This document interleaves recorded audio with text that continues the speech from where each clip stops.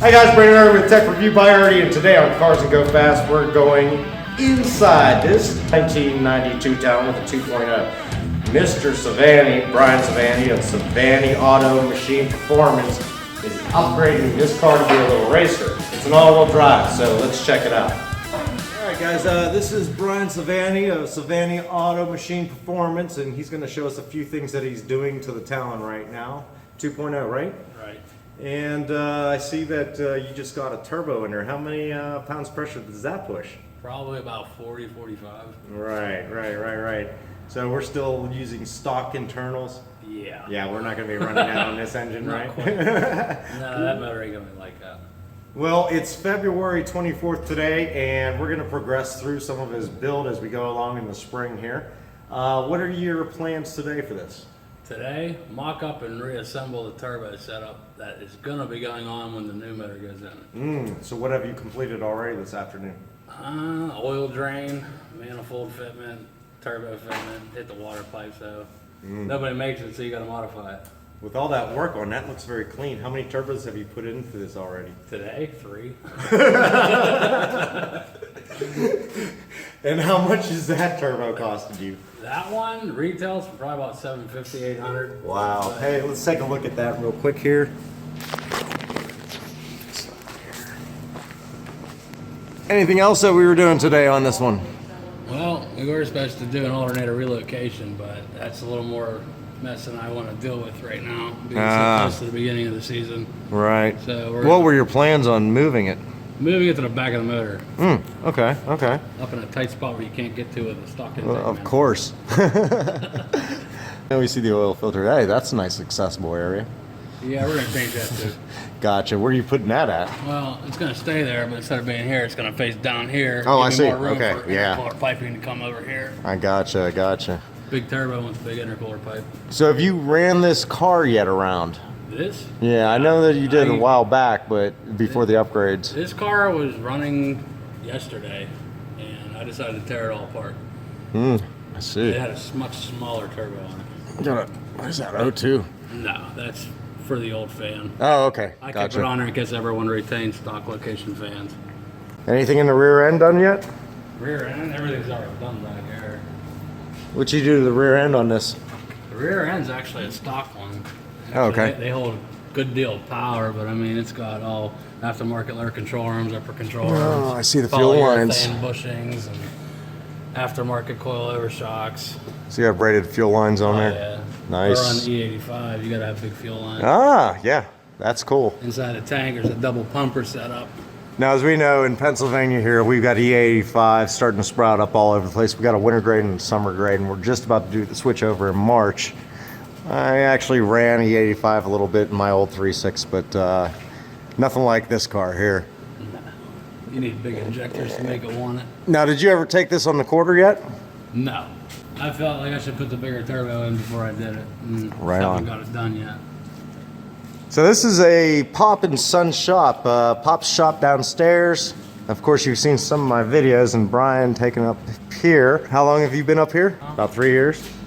If you guys see him here in McKeesport, give him a heads up and hit him up and see what he's got going on. They've got a lot of performance machines going out of Savani, so I do recommend them. Now, those aren't stock piston calipers on there, are they? Nah, they're bigger calipers. I was gonna say. They're not anything super aftermarket. They're off a different car, but they were bigger than the ones that were on here.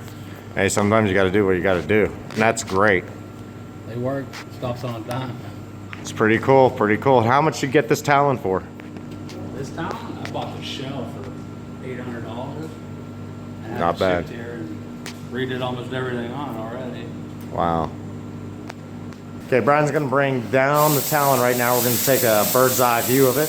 once it comes down all the way here. Alright guys, this is on the inside of the talon at the top here. Dual overhead cam. Now a lot of you know that I'm a Mopar guy, but you know what, I love all kind of cars. It doesn't matter. It kind of technically is, yes.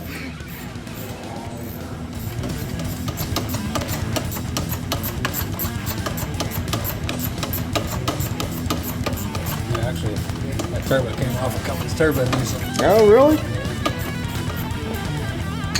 Cheap, very effective. There we go, guys.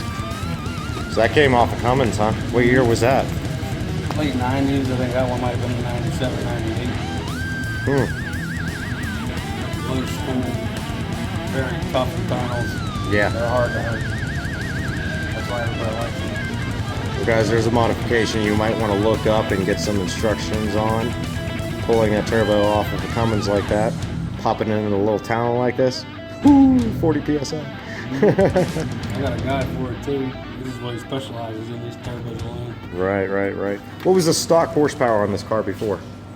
Probably like 198 to 210, depending on which one you got. Right. Whether it was TSI or GST. Now, Brian and his dad, they have a dyno machine here, and they've been going through some upgrade headaches, but otherwise than that, you know, once he gets this all back together, I'm sure we're going to hear some numbers. Oh yeah. We're actually modifying the dyno for that motor as we speak. And we're going to try to make it a little easier for his pops here. We're going to do some remote use from his PCs upstairs down to those machines that actually observe and go through the controls for his sensor boxes and everything like that. So he'll be able to run a PC up here in the apartment area, because he actually lives right beside this shop here inside the building, and he's got a big shop downstairs. So.